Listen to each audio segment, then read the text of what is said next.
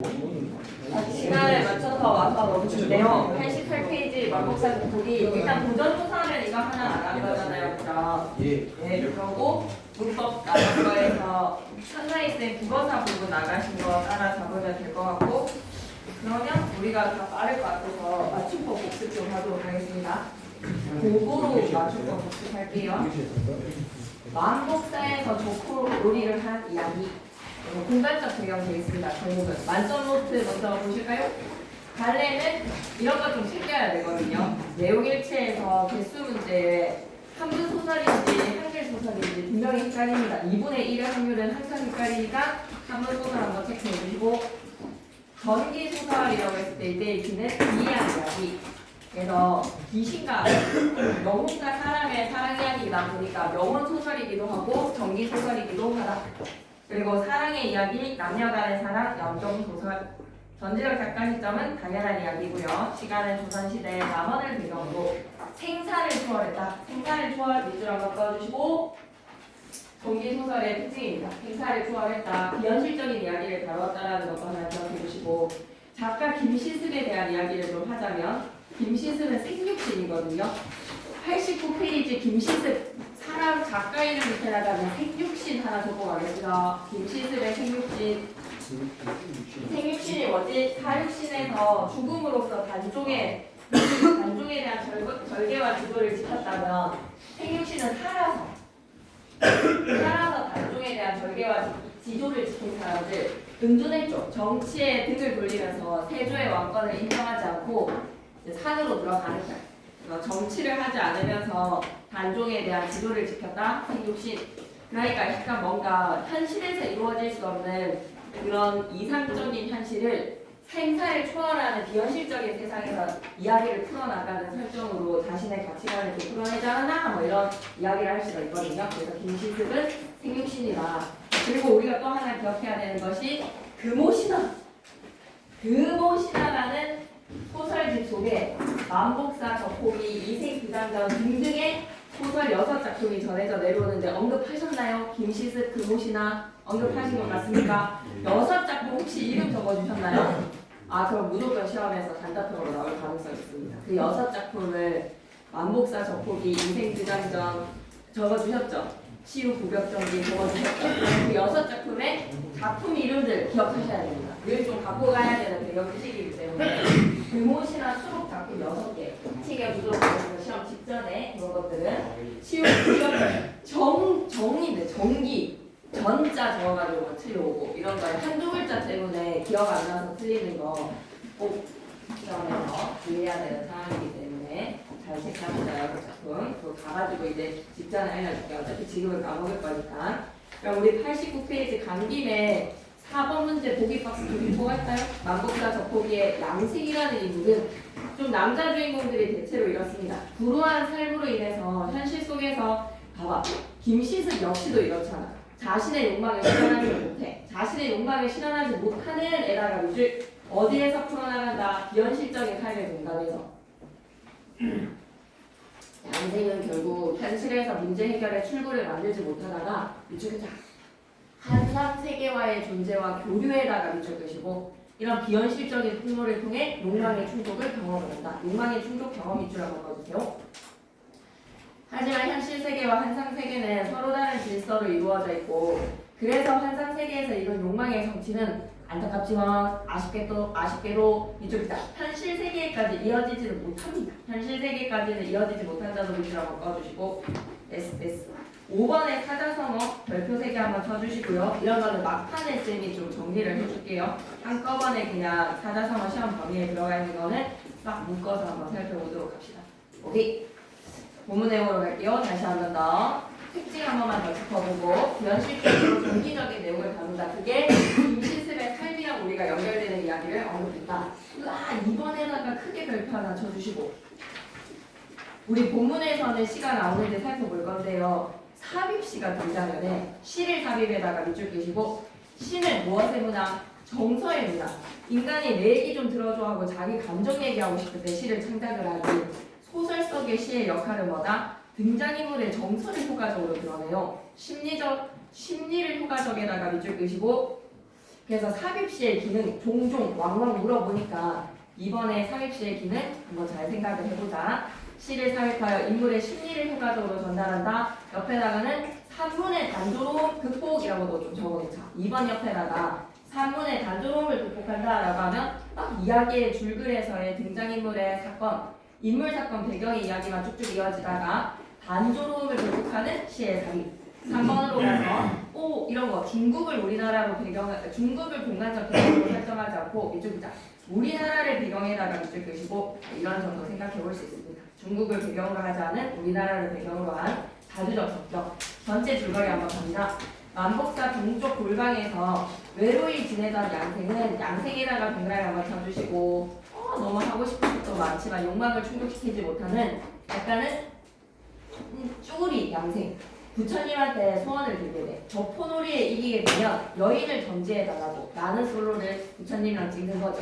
여인을 점지해달라고 줄 양생이 근데 승리를 해. 얼마 지나지 않아서 부처님이 점지어준 여인은 아름다운 여인 불당에 들어선 그녀입니다.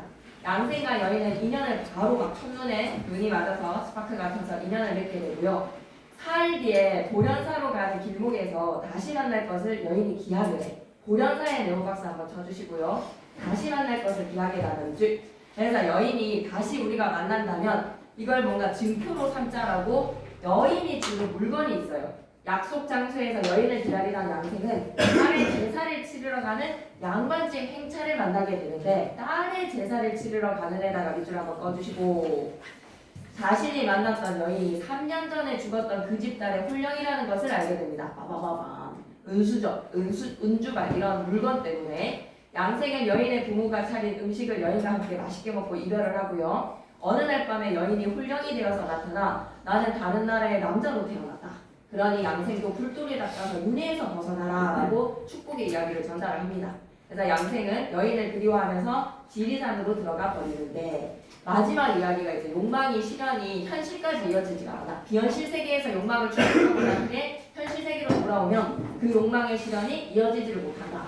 이거 아무래도 자신이 펼치는 이 이야기가 현실에서 자신의 정치 실현을 꿈꾸고 싶지 않다라는 김시슬의 작가 가치관이기도 하더라. 1등급 정리는 부분 내용 읽고 올게요. 앞부분 줄거리 갑니다. 남원에 양시성을 가진 성비가 살고 있었는데 양시성에다가 동그라미 그래서 양생이라고 부릅니다. 쭈구리의 삶이에요. 일찍이 부모를 여의고 장가도 들지도 못해서 만복사 동쪽 골방에서 외로이 지내고 있습니다. 어느 날 밤 너무 외로워서 옆구리가 쓰려서 양생이 배필 없음을 슬퍼하면서 시를 졸이자 허공에서 그에게 배필이 생길 것이라는 응답이 들려와. 배필이 생길 것이다 라는 응답까지 밑줄 한번 쭉 꺼주시고 약간 이런 게 좀 비현실적인 요소가 되지. 이 말을 들은 양생은 이튿날 불상 앞에서 소원을 빌게 됩니다. 부처님한테 딜을 놓는 거지. 제가 오늘 부처님과 저포놀이 내기를 하려고 합니다. 저포놀이에다가 밑줄 끄시고 소재의 기능 체크해주세요. 초월적 세계에다가 밑줄 끄시고 인간 세계와 다르지 않다. 밑줄 끌게 동일한 이체에다가 밑줄. 그러니 하늘과 땅 세계가 구분이 되어 있지만 이원론적인 세계관을 가지고 있지만 얼마든지 소통이 가능한 공간으로 인식을 하고 있습니다. 그래서 그 이치가 다르지 않기 때문에 하늘나라의 존재와 내기를 한다. 만약 제가 진다면 법회를 베풀어서 부처님께 공양을 올리겠습니다. 공양을 올리도록에다가 밑줄 끄시고 재물을 바치겠다. 근데 만약에 부처님께서 지신다면 아름다운 여인을 점지해 주셔서 제 소원을 이루도록 해주세요. 제 소원에다가 밑줄 좋은 여인과 짝을 좋은 배필에다가 밑줄 이 4개의 내용인데 그 여인이랑 살림을 차려서 행복하게 살 수는 없는 거야. 이 욕망이 현실에서는 쭉 이어지지가 않습니다. 기도를 마치고 나서는 저포놀이를 시작을 했어. 결과는 밑줄기자 양생의 승리에다가 밑줄 사건의 전개 방향 암시에다가 밑줄 한번 꺼주시고 아름다운 여인과 점지 부처님께서 약속을 지키겠지. 그러자 양생은 곧 불상 앞에 무릎을 꿇고 이렇게 말했어. 승부는 이미 정해졌으니 절대로 약속을 어기시면 안 됩니다. 소개팅 약속이에요. 그러고는 불상 앞에 놓인 탁자 밑에 숨어서 그 약속을 기다렸는데 약속을 기다렸다에다가 밑줄 끄시고 기대감도 밑줄 하나 찍어줘. 아니나 다를까 얼마 후에 아름다운 여인이 들어섰습니다. 아름다운 여인에다가 밑줄 끄시고 역시 고전 소설의 내용답게 고전 소설의 전형적인 주인공들은 어때야 돼? 남자 미남, 여자 미녀, 제자가인형 인물입니다. 제자가인에다가 밑줄 한번 꺼주시고 재주가 많고 아름다운 사람, 아름다운 여인에다가 밑줄 나이는 한 15쯤 머리는 곱게 딱 내렸고 화장을 10개 했는데 용모와 자태가 아름다워서 마치 하늘나라의 선녀와도 같구나 바다의 여신과도 같구나 밑줄이자 하늘의 선녀에다가 밑줄 바다의 여신에다가 밑줄 너무 아름다운 여인이다. 단순 호치 아름다운 미녀를 나타내는 사자성어 혹시 적어주셨을까요? 그냥 5번 문제 관련해서 뭐 니은에서 선지 뭐 그런데 가르쳐 주신 거 없다면 비유적 표현이죠. 용모와 자태가 아름다워서 마치 하늘의 선녀다. 바다의 여신이다. 밑에다가는 비유라고 하나 적어주시고 미녀를 나타내는 사자성어 하나만 적고 가겠습니다. 단순 호치 힐호자입니다. 붉은 입술에 흰 이빨 미녀의 조건이죠. 단순 호치 미녀를 나타내는 사자성어 하나 적으면서 넘어가자. 여인은 기름이 든 병을 들고 와서 등잔에 기름을 붓고 향로에 향을 꽂은 다음에 부처님 앞에 3번 절을 하고 무릎을 꿇고 한숨을 쉬면서 이렇게 얘기했어. 여인 역시 뭔가 한이 있구나. 한숨을 쉬며에다가 밑줄 끄시고 여인의 외양을 묘사를 했다. 용모와 자태가 아름다운 모습, 선녀나 바다의 여신과도 같은 모습. 여인이 외양이 있잖아. 좀 많이 아름답지. 이런 것이 바로 뭐다? 이 세계 사람이 하는 선녀 같은 인물 밑줄이자 2인자 풍모에다가 밑줄 이런 게 이제 정기적 요소에서 아름다운 여인을 인생이 방명합니다. 박복합니다. 방명에다가 밑줄 끄시고 얇을 박자거든요. 목숨이 얇다. 그만큼 일찍 죽었다라는 거지. 그래서 어찌 이렇게 내가 15, 16 꿈도 이루지를 못하고 이렇게 일찍 죽어야 됩니까? 방명하니 어찌 이렇듯 합니까? 그러다니 품속에서 뭔가 글이 적힌 종이를 꺼내서 탁자 앞에 붙이잖아. 글에다가 네오박스 치시고 역할 물어보겠지. 밑줄 한번 끄고 가자.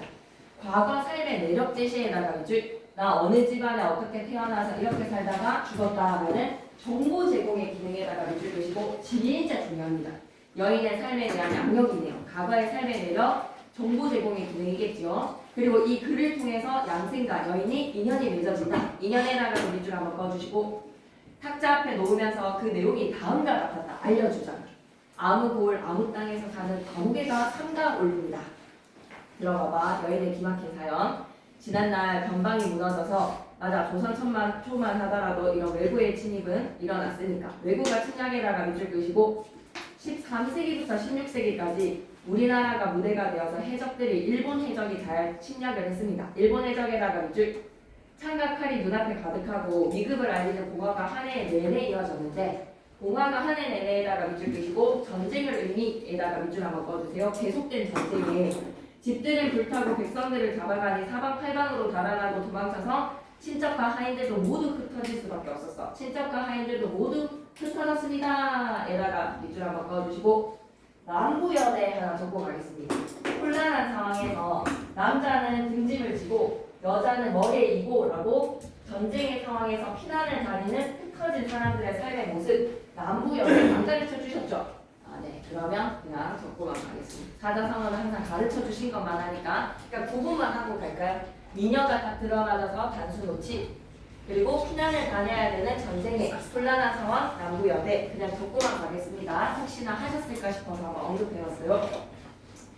그렇게 가족들이 다 흩어져서 버들처럼 연약한 여자입니다. 버들처럼 연약한 여자에다가 밑줄 끄시고 전쟁통을 그랬겠지. 멀리 달아나지 못하고 깊은 주방에 들어가서 끝내 그윽한 정절을 했습니다. 돌아다니면 해적들한테 훼손 나가는 정절이니 그윽한 정절을 지키려고 해다가 밑줄 도리에 어긋나는 일을 하지 않은 채 꼭꼭 숨어 있었는데 뜻밖의 재앙을 피했는데 말이야. 뜻밖의 재앙을 피했습니다. 에다가 밑줄 그래서 부모님 역시도 여자가 절개를 지키는 일을 옳게 여기셔서 외진 땅 외딴 곳에 풀밭에 임시 거처할 곳을 마련해 주셨어. 임시 거처에다가 네오박스 치시고 피랑 쳐줘. 그러면 밑줄 끌까? 여인의 무덤이 들판에 있을 것이다. 여인의 무덤이 들판에다가 밑줄 임시 거처에서 국면을 당했을 것이다. 제가 그곳에 머문지에서의 지에다가 적으라니 이런 경우밖에 없다고. 이 머문지에서의 지처럼 시간의 경과를 나타내는 지만 무조건 의존명사입니다. 그 외에는 다 어미이기 때문에 지는 시간의 경과일 때만 띄어쓰시고 그 외에는 무조건 안마를 붙여야 돼. 이번 시험에 띄어쓰기는 무조건 나옵니다. 제가 그곳에 머문지 3년이라고 했을 때 3이라는 추가명사가 연이라는 단위적 의존명사니까 띄었어야 되죠. 3 띄우고 면. 근데 아라비아 숫자 3이라고 하면 3년을 붙이는 거예요. 숫자 3이었다면 3년이 지났습니다. 그러나 달 밝은 가을과 꽃피는 봄을 보면서 너무 외로운 거야. 전쟁에서 이렇게 피해 있기에 밑줄 긋자. 헛되이 세월에다가 밑줄 끄시고 이렇게 시간이 가는 것이 외로웠고 가슴이 아팠고 떠가는 구름에다가 밑줄 흐르는 시냇물에다가 밑줄 24시간이 흘러갑니다. 세월에다가 동그라미 치시고 무료한 하루하루가 뭐였다? 떠가는 구름처럼 무의미하게 흘러간다. 흐르는 시냇물처럼 하염없이 흘러간다. 이렇게 하루하루를 보낼 나름입니다. 나름도 동그라미 한번 쳐주시고요. 나름 보낼이라는 관용어가 나름을 수식하는 의존명사인 거예요. 텅 빈 골짜기 깊숙한 곳에 숨어 지내며 기부한 채 운명의 한숨 짓고 좋은 밤을 홀로 보내면서 오색 빛깔의 난새가 홀로 춤을 추는 상심. 밑줄 긋자. 오색 빛깔의 난새에다가 밑줄 끄시고 밑에다가 뭐라고 적지? 여인이라고 합니다.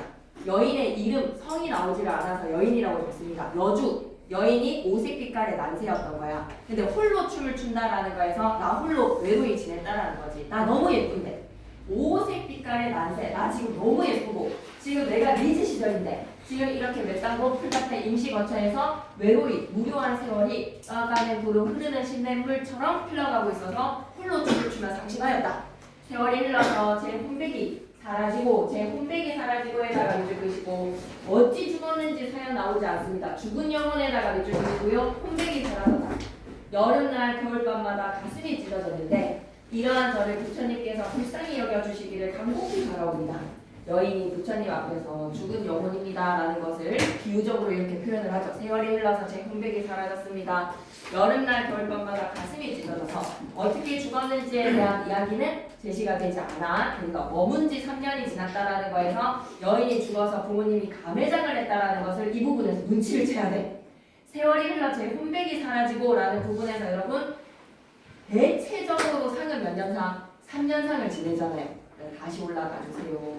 부모님은 여자가 절개를 지키는 일을 옳게 여기셨다. 그래서 그윽한 정절을 지키고 도리에 어긋나는 일을 하지 않은 채 뜻밖의 재앙을 피하면서 살았는데 정절을 지키다가 어떠한 변을 당했겠지. 쌤은 밑줄 한번 긋고 갈게요. 정절을 지키다 죽게 되었으면 진작에다가 밑줄 구체적인 언급이 나올 줄 알았는데 아니네. 저는 버들처럼 연약한 여자인지라 멀리 달아나지 못하고 깊은 규방에 들어가 끝내 그윽한 정절을 지키느라고 도리에 어긋나는 일을 하지 않기 위해서 뜻밖의 재앙을 피하기 위해서 목숨을 버렸다라는 거야.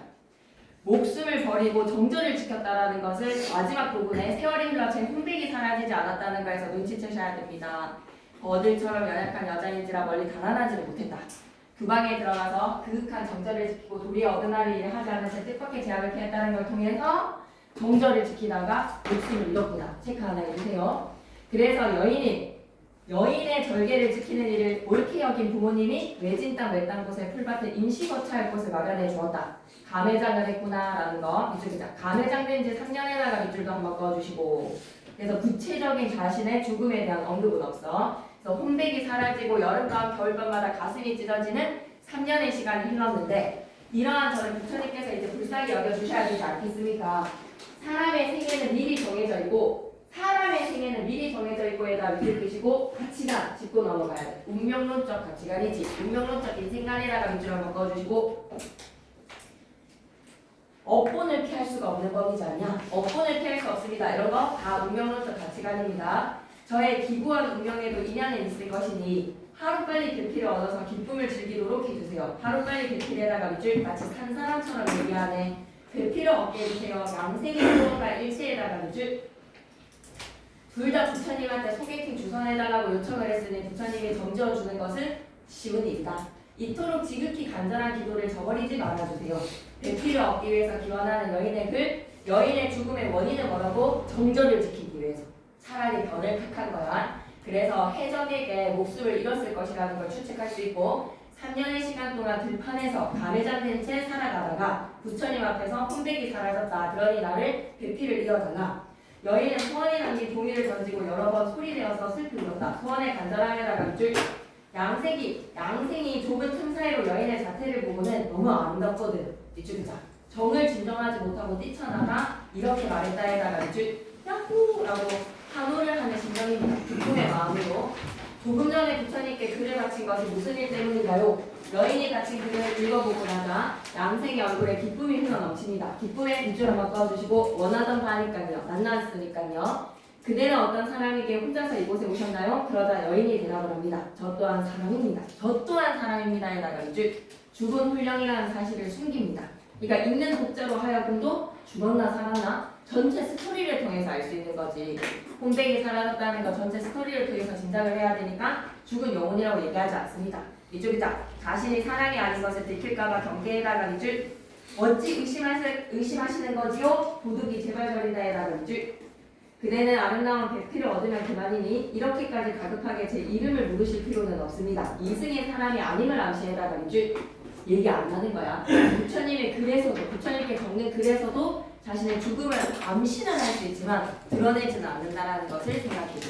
1번 문제 가는데 다른 지문이 훨씬 더 중요한 부분들이 많거든요. 그래서 다른 부분도 나온다라고 언급하시면 우리가 얼른 살펴볼 필요는 있을 거라 선생님의 말씀을 좀 귀를 귀담아 주세요. 알았죠? 다른 부분이 나오는지 어떻게 좀 시험 범위에서 언급이 되는 이야기가 있는지 훨씬 더 다른 중요한 장면은 이 장면이 아닙니다.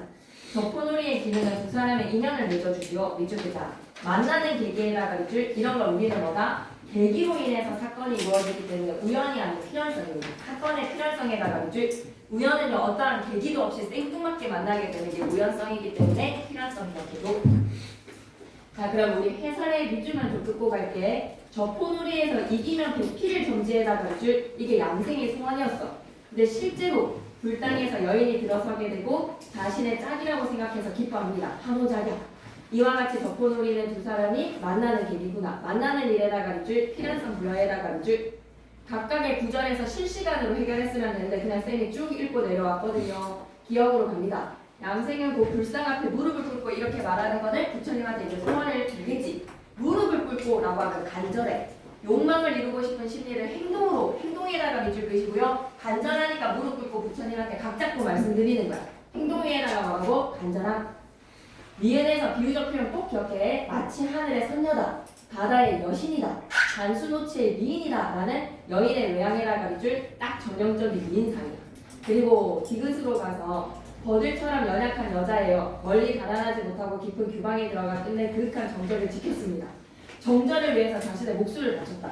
그리고 안타깝지만 뜻밖의 재앙을 피했다라는 것은 정절을 훼손당하는 것은 재앙을 피했지만 자신의 목숨을 잃었다는 것은 짐작할 수 있으니까 과거 해상에다가 밑줄 끄시고 자신의 죽음을 얘기하는 거예요.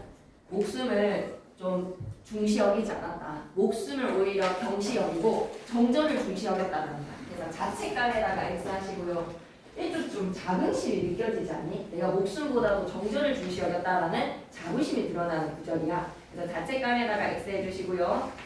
밑줄 한번 끄고 갈게. 해설에 자신의 기방에 들어가 정절을 지킨 일을 이야기에다가 밑줄 끄고 목숨을 가벼이 정절을 중시라는 정보를 전달을 하는 거지 자책감이라는 정서가 드러나지는 않아. 그리고 밀 부분으로 가서 세월이 흘렀습니다. 제 혼백이 사라졌습니다 라는 거에서 영혼이 사라졌다, 혼백이 사라졌다라는 것으로 잠시 암시를 하지 과장된 표현에다가 밑줄 그래서 너무 가슴이 찢어질 정도로 외롭다. 미은에서 되묻는 방식 한번 보고 갈게요. 저 또한 사람이 아닌데 어찌 의심할 것이 있는지요? 라는 거에서 도둑이 제발 저리는 거에 대답을 회피하는 겁니다. 대답을 회피에다가 밑줄 되묻는 방식으로 대답을 회피를 하는 3번 문제 별표 하나 더 주고 가자. A와 B를 비교를 했을 때 A에서는 기도입니다. 여기에서는 양생의 절절한 심정이죠. 주님 안복사에서 우리 적포한판 놀이 내기놀이 한번 합시다. 거기에서 내가 이기면 반드시 부처님께서 제 소원 들어주셔야 됩니다. 그리고 B에서는 여인의 사연, 여인에 대한 정보가 제공이 되면서 두 사람의 만남의 계기가 되죠. 그래서 답은 4번에 A와 달리 인물의 내력을 자세히 드러내고 있는데 A 부분에서는 내력은 없으니까 그 내력인 즉슨 우측이다. 외구의 습격에다가 밑줄 자신의 정절을 지키기 위해서 3년 동안 외로운 거처에서 홀로 외로이 지냈다. 우측이다. 외로이 지내는 처지에다가 밑줄 실제로 그 외롭게 지냈다라는 내용인 즉슨 죽었다라는 거야. 죽게 된 사연을 밝히고 있는 거지. 그리고 4번 문제도 좀 잘. 근데 두 가지의 공통된 기능은 뭐라고 봐야 될까? 만남의 소원의 내용들이니까 두 사람의 만남의 계기라고 생각하셔도 되겠습니다. 저포놀이처럼 두 사람의 만남의 계기가 되는 글입니다. 인연을 맺어준다. 그러면 4번 옆에다가 A와 B의 공통된 기능 하나 적고 가겠습니다. A와 B는 모두 만남의 계기라고 합니다. A와 B는 모두 만남의 계기. 부처님한테 좀 소개팅 해달라고 의사를 밝히는 거야. 남자도 저 외로워요, 여자도 저 외로워요. 그래서 A와 B는 만남의 계기가 되는 공통의 기능도 기억해 주시고 1번에 양생과 여인이 만나는 만복사는 현실 세계의 존재와 환상 세계의 존재가 교류하는 공간이야. 딩동댕 교류하는 공간에다가 즉 여기에서 만남이 이루어지는 거야. 비현실적인 삶의 공간의 인물도 말이야. 양생이 배필을 얻지 못했다는 것은 그가 현실 속에서 맞아 욕망을 충족하지 못한 채 살아왔어. 양생이 적포놀이를 하는 적극성을 보이지. 현실 세계에 이루지 못했으니까 비현실적인 존재의 힘을 빌리는 거야. 부처님의 힘을 빌려야다가 밑줄 그시고 정기적 힘이라고 생각하시면 됩니다. 부처님의 힘 밑에다가는 정기적 힘, 파워. 양생은 현실 세계의 존재, 여인은 환상 세계의 존재라는 점에서 역시 두 사람은 헤어지겠구만. 밑줄이다. 둘의 만남이 오래가지 못할 것임을 예측에다가 밑줄 쭉 끄시고 현실 세계까지 이어지지 못해. 사람의 생애는 미리 정해져 있다. 밑줄 그니까 운명론적 가치나 현실 세계와 환상 세계는 같은 질서의 적용이지만 이루어질 수는 없다는 것. 다른 질서에다가 X하시고 두 사람이 교류를 할 수 있다는 거에서 다른 질서는 아닙니다. 다른 질서의 작용은 아니지만 영원히 함께 할 수는 없는 거야. 교류는 가능하지만 이어지지는 못한다. 그래서 사자성어나 쌤이 정리를 좀 해주기로 하고 밑에 요리, 매력, 불우하다, 교류 이런 단어들 체크해 놓으시면 되겠죠? 그러면 문법 교재 자기 9켤레 파란색 교재 꺼내시면 돼요. 여기에 모든 문법 범위가 다 들어가 있기 때문에 교재 꺼내보시고 없으면 쌤 복사할게요. 오늘 그거 안 갖고 왔어요 하는 사람 손 들어볼까? 파란색 9켤레 책 없어요 하는 사람 민수 받았어? 네.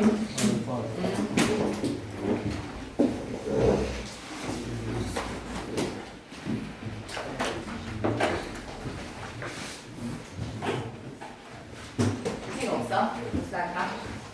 민수 좀 전달 부탁해요. 잠시만 그러면 잘랐다 갈게요. 이거는 이거 좀 범위 들어가는 책만 들어줄게. 문제 들고 가야지 오늘. 얘들아 문법은 무조건 문제야. 무조건 문제. 문제를 풀어서 개별로 그냥 이거 들어봤자 아는 내용은 뒤에 들어오고 안 외워진 내용은 어차피 뒤에 들어오지 않거든요. 그래서 제발 문제로서 우리가 해결을 해나가는 오늘 질문 들어왔습니다. 왜 흑하고랑 밝히고가 적용의 과정이 다른지 설명 좀 해주세요. 아니 자음과 모음의 의문의 환경은 너무 똑같지 않아요? 미을 기읍 다음에 히읗, 미을 기읍 다음에 히읗. 의문의 환경은 너무 똑같잖아요. 의문의 조건은 너무 동일하잖아요. 하지만 적용의 순서를 한번 살펴보시면 발음해 보시죠. 흑하고입니까? 흑하고입니까? 근데 이게 여러분이 많이 발음을 안 하시는 발음이어서 그냥 흑하고 이렇게 발음할 수도 있단 말이야. 거센 소리들이. 근데 흑은 명사고 하고는 조사야. 각각의 단어이기 때문에 얼마든지 떨어질 수 있다는 거 흑하고 어조경 자단 탈락으로 격같이 정리되고 그 다음에 거센 소리 내기 흑하고거든요. 밝히고는 용언이야. 밝히다 동사야. 근데 밝히다, 밝히고, 밝히지. 물론 박다라는 형용사에 히라는 사문정리사 들어와서 밝히고라는 파생된 단어이기는 하거든요. 그래서 형태소로 쪽에도 헷갈리는 게 흑이라는 명사 뒤에 하고라는 형식 형태소, 밝이라는 실질 형태소 뒤에 희고라는 형식 형태소 이것까지 갖다 버린단 말이야. 근데 다른 차이점 뭐다? 흑은 명사에 하고는 조사, 밝히고는 하나의 동사에 밝히까지가 어간 고가 어미. 그래서 한 단어라서 그냥 바로 거센 소리들이 밝히고 얘는 바로 밝히고지만 흑하고는 자음군 단수나 하고 거센 소리들이 일어납니다. 아시겠죠? 근데 이런 게 다 어디에 있습니까? 문제 풀면서 만나게 되는 거예요. 문제 풀면서 내가 틀리니까 만나는 거 아니겠어요? 그러니 이런 단어를 이제 만나게 되는 거야. 흑으로 만들어진 화덕이다. 흑화덕? 생성구이 흑화덕? 그럼 여기에다 흑화덕이라고 발음할 수도 있는 거 아니야? 내가 흑화덕에 흑화덕 엄청 정확하게 발음을 하면서 살지 않으니까 흑화덕 헷갈릴 수 있는 거잖아요. 근데 흑이라는 명사에 화덕이라는 명사니까 흑화덕이 아니라 어떻게 해? 자음군 단수나 하고 그 다음에 거센 소리들이 일어나니까 흑화덕이다. 이 다음 어디에 있습니까? 기출 수능에 나왔거든요. 흑화덕은 흑화덕이 수능에 나온 단어라서 선생님들은 얼마든지 이용할 수 있습니다. 알고 있는 단어니까요. 그래서 여러분 제발 뭘 하셔야 되겠다. 문제. 그거의 문제만 좀 그치지 마시고 선생님 좀 덮을게요 라고 하면 지금 문법이 전범이거든요. 고교 과정에서 고등학교 3학년들이 지금 엄매를 친다라고 하면 이 범위가 다예요. 고교 3학년 엄매 과정에서 중생국어에서 근대국어 빠졌네. 17, 18, 19세기 근대국어 하나 빠졌고 다른 파트 전부 다 지금 수능이랑 일치합니다. 그래서 이거 해놓으면 3학년까지 내내 써먹는 거니까 어차피 선택 과목 없으니까 어차피 수능 엄매 치실 거잖아요. 그러면 지금 다 한다라고 생각하고 조금 문제를 좀 심도 깊게 풀어보는 거에서 이 범위가 전범이면 그래도 문제 수는 8문제 정도는 적지 않게 나올 것 같으니까 두루두루 돌려보시면서 쌤이랑 문제로서 좀 대화를 나눕시다. 알았죠? 문법은 문제로서 대화를 나누자. 그러면 미련 없이 바로 국어의 변화 들어갑니다. 206페이지. 그럼 이 부분을 이제 쌤이 읽어주는 것밖에 안 돼. 그냥 쭉 읽으면서 들어가니까 모르는 내용이면 그냥 넘어가겠다. 혹시 15세기 고대국어라고 한 거에서 실수한 사람 있죠? 맞죠? 고대국어라고 착각해요. 기본 중에 기본이지 않습니까? 국어사의 시대 부분에서 내 시험 범위가 한글 창제 이후에서의 중세국어라는 것은 진짜 기본 중에 기본이었는데 그 개수 문제에서 15세기 고대국어라고 하니까 헷갈릴 수 있거든요. 충분히 헷갈릴 수 있습니다. 고대국어는 고려 건국 이전에 1세기부터 9세기까지 고대국어입니다. 9세기까지 고대국어, 고려 건국 10세기부터 14세기까지 정기 중세국어, 그리고 15세기, 16세기는 후기 중세국어인데 반드시 체크하셔야 되는 거는 훈민정음 창제 이후 후기 중세국어. 후기 중세국어에서 훈민정음 창제 이점이라는 거 꼭 기억하셔야 됩니다. 이거 하나 안 외우고 가는 사람은 진짜 기본 중에 기본인데 놓치는 거예요. 그리고 근대국어는 17, 18, 19세기 그리고 가보개혁 1894 1894년 가보개혁 이후부터 해서 이제 현대국어로 넘어갑니다. 시대 구분이 안 와닿는데요 라고 하면 한 번 더 설명을 쌤으로부터 들어오시기를 바랍니다. 국어사의 시대 구분은 제일 기본. 중생국어의 자료니까 좀 중간고사 때 해놓은 사람은 마음이 편할 것이고 중간고사 때 문법을 버린 사람들은 또 부담이 되겠네. 세종어제 훈민정음은 세종대왕이 어제 직접 지었다라는 이야기였지. 세종이 직접 지은 어제 밑에다가는 왕이 직접 지었다는 뜻입니다. 왕이 직접 지음이라는 뜻에 어제 밑에다가는 왕이 직접 지음 훈민정은 백성을 가르치는 다른 소리. 아씨 감사해라. 206페이지 제목에 의미가 있다. 이거 나는 좀 찝찝한데 세종 임금이 몸소 지었다. 직접 지었다. 몸소 지은에다가 몸소 엮었다 이러면 안 됩니다. 짓는다라는 거기 때문에 몸소 지음입니다. 백성을 가르치는 바른 소리 훈민정음. 자 그러면 생종어제 한자어는 전부 다 뭐라고 생각해야 된다. 형식 종성이 들어있다. 뭐 초성에 연인 이릇이 들어있다. 그냥 한자어는 몽 한글이 다 합쳐서 동국정식 표리. 이 동국정식 표리는 우리의 현실 발음이었어 아니면 중국의 이상적 한자음의 발음이었어? 중국의 이상적 한자음을 실현하기 위한 형식적 종성까지 넣어준 발음이야. 생종어제 훈민정음 파란색 다 묶어서 동국정식 우리 다 칼라복사 되어 있는 거 맞죠? 중국 원음에 가깝게 해라 밑줄 끄시고 이상적 한자음이라고 적어주셔야 돼요. 현실 발음이 아닙니다. 현실의 한자음이라고 하면 땡입니다. 현실의 한자음이 아니라 뭐라고 적자? 이상적 한자음이라고 적고 그래서 받침 없는 글자에 이응이 들어갔다. 나란말싸미에서의 시옷이 간형격 조사네. 그러면 조사의 의문문적 환경 한번 이야기해보고 갈까? 유정명사면서 양성이면 어이의 애야 아니면 어이의 애야 아이의 애야라는 거 부사격 조사를 얘기할 게 아니라 아야가 찍어진 의, 양성이면 음성이면 의. 근데 무정명사이고 높임의 대상이면 시옷 이렇게 이제 튀어나오시면 됩니다. 나라 말싸미에서 말싸미라 아하 각자병서 쓰였네. 말싸미라는 명사에다가 이가 주격조사네. 말씀이 오늘날에서는 내 말 낮추거나 상대방의 말을 높일 때 말씀인데 이거는 전체적인 언어를 말씀이라고 얘기를 했으니까 의미의 축소 사례구나. 둔기계에서의 부사격 조사 애가 비교 부사격 조사라는 거 체크해 주시고 동국정원식 한자음이네. 달아가지고는 특별히 언급 안 하셨으면 지금은 리을리을에 활용이 되거든. 다르다다게 아가 와서 느가 느 불규칙해서 달라가 되지만 리을 이응의 활용이네. 동국정원식 한자음으로 문자와 서류에 동그라미 치고 서로는 모음조화가 지켜지지 않는데 서류는 모음조화가 지켜진 표기구나. 사마띠에다가 별표 하나 치시고 1550년대 이전에 훈민정음 이거 몇 년도에 쓰였지? 1459년이지. 1459년 이전에 10년 전에 용비어 첨가회사의 자료를 봤을 때는 사마띠 같은 단어의 종성 자리에 75는 기본형이었어. 이 말 다시 한 번만 더 생각하자. 훈민정음 창제 직후에는 용비어 첨가가 제일 먼저 창작이 된 한글을 통해서 기록된 문서, 한글을 통해서 기록된 작품에서는 용비어 첨가가 첫 번째. 거기에서는 종성 자리에 치읓이 올 수 있었어. 종성 자리에 꽃 좋고 열매 하나니라는 구절에서 꽃이 곧 지읒 같은 애들이 올 수 있었어. 이게 뭐다? 종성 부용 초성이야. 종성 자리에 초성이 올 수 있는 종성 자리에 초성이 올 수 있는 받침은 전부 다 올 수 있었다. 종성 부용 초성이었는데 10년이 지나면서 탈종성이 적용이 되었기 때문에 사마띠의 칠 대신에 발음할 수 있는 포기 가능한 시옷으로 사마띠 아니할세 꼭 기억하셔야 됩니다. 사마띠의 치가 아니라 시옷이 적용이 된 이유가 뭐다? 탈종성 때문에. 사마뒤라고 하는 거에서 두 개만 적용 안 됐구나. 아니할세에서 리을세는 뭐뭐하기 때문에라는 종속의 연결어휘구나. 이런 전차로라고 했을 때 전차라는 까닭을 나타내는 어휘가 이제 사라졌구나. 사면어 전차. 어리는 어리석다라는 뜻이었구나. 백성이라는 한자는 무조건 병국정식 표기에 자음으로 끝났으니까 주격조사 이. 리를 보절을 통해서 둔법칙 적용 안 됐네. 폴페이셔도라고 했을 때 여린이의 기능이 뭐다? 얘 예사소리를 된소리로 바꿔주는 된소리 보호의 여린이은 그래서 바다, 의존명사 바다 바로 바르게 될 것이고 모음으로 끝났으니까 주격조사는 짝대기이가 왔구나. 마침내 제 뜻들이라고 했을 때 어두장군 쓰였네.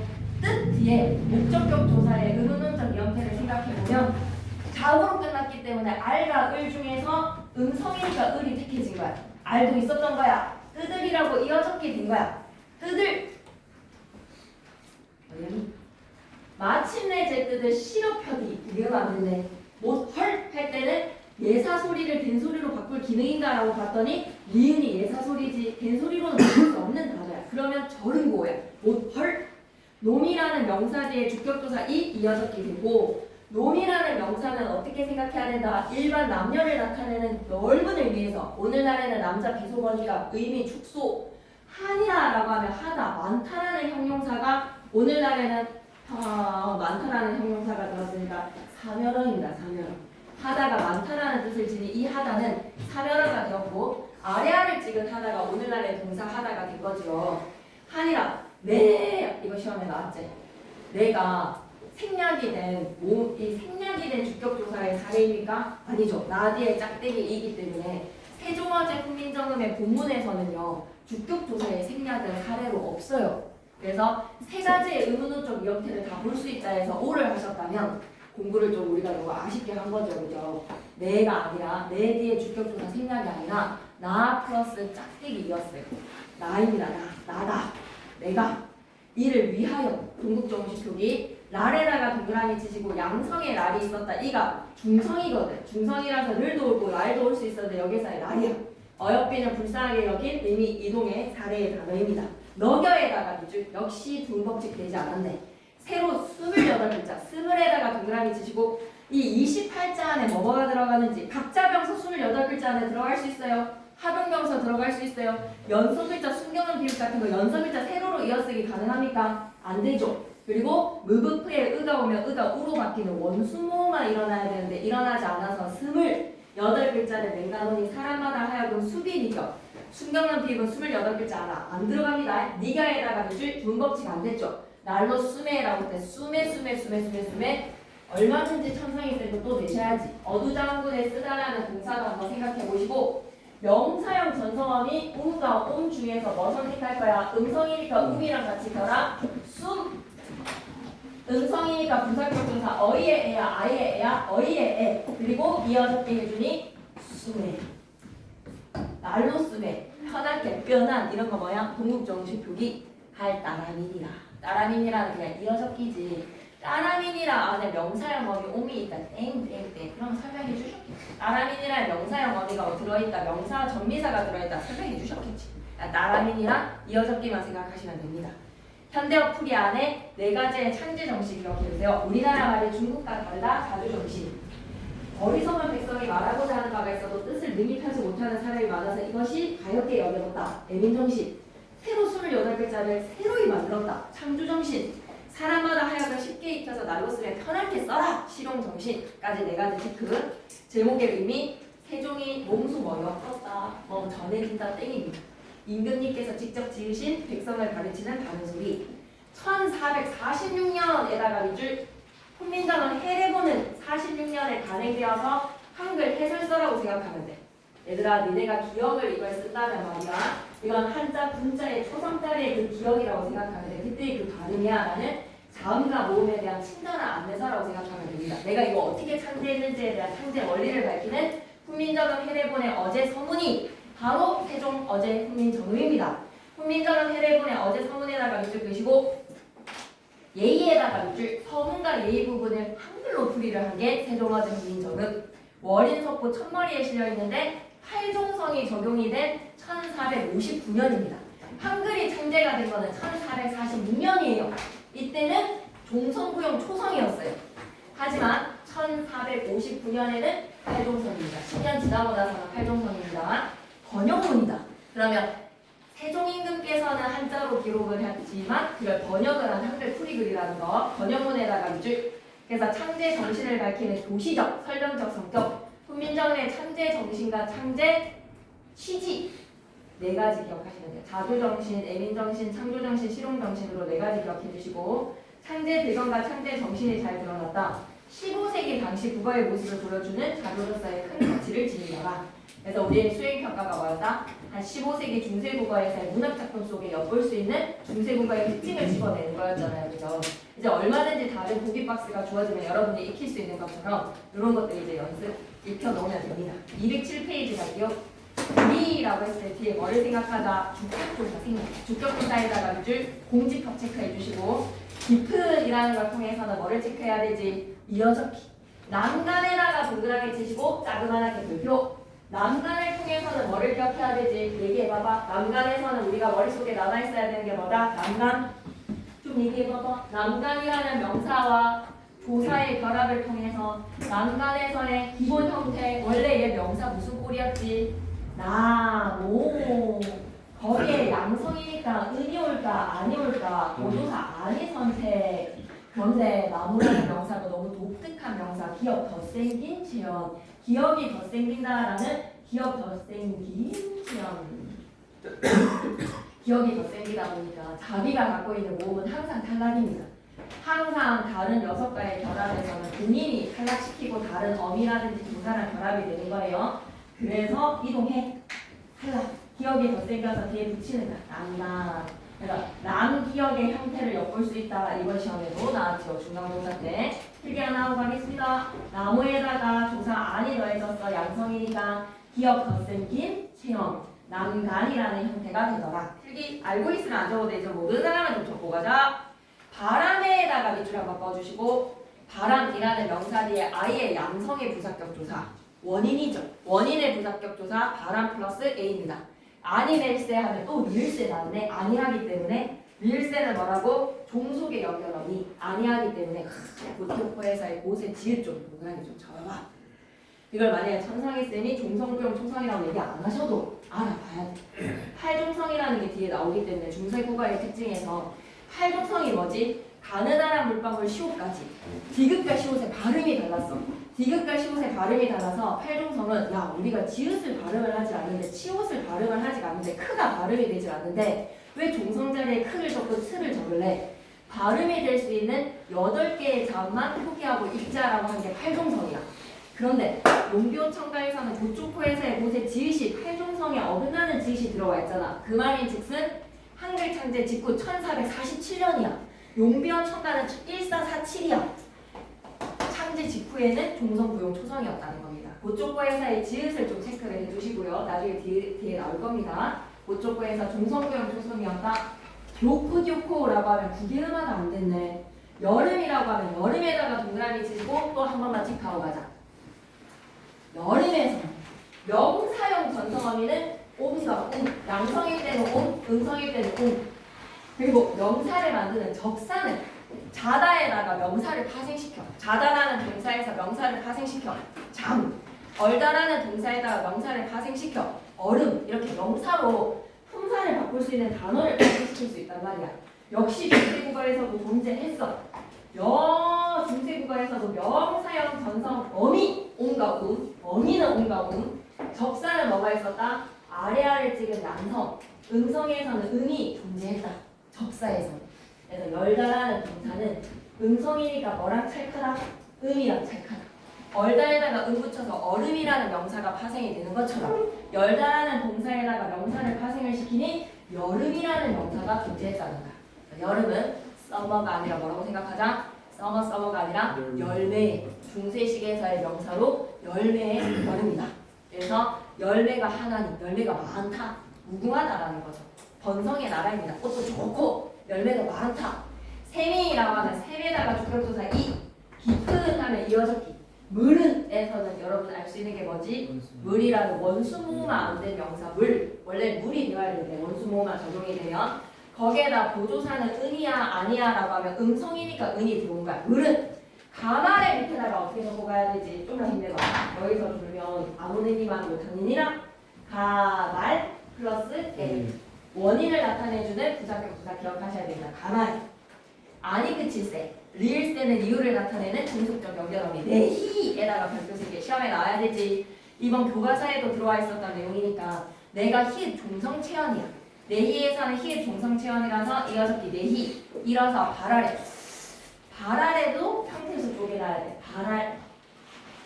아 이게 좀 나왔으면 좋겠는데 나랑 같은 마음이 아닐 수도 있으니까 야 있잖아 봐봐. 둘 다 부사격 도사에서의 아이와 아이 발아래에서의 아이, 강아래에서의 아이, 그리고 바람에서의 아이까지 아이의 세 개의 아이에 애가 있어. 부사격조사. 다들 체크 가능하십니까? 바람에서의 애, 강아래에서의 애, 발아래에서의 애. 근데 두 개는 같아.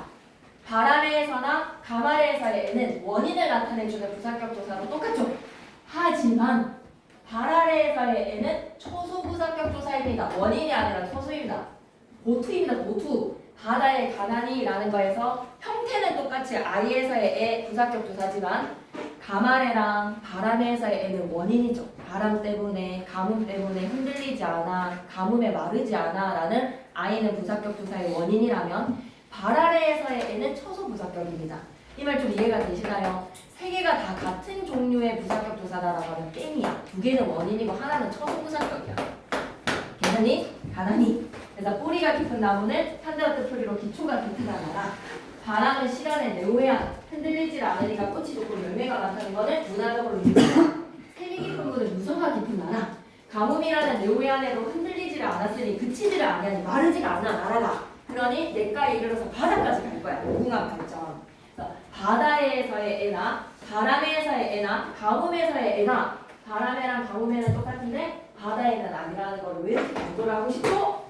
제목의 의미로 갑니다. 용비어천가 용이 날아서 하늘을 다스림에다가 밑줄 한번 그어주시고 조선 건국 찬양에다가 밑줄 한번 그어주시고 선대 임금의 위협이라고 목조, 익조, 도조, 한조, 태조 6개, 태종 2만원까지 6대 임금님을 6마리 용에다가 기어 표현을 했습니다.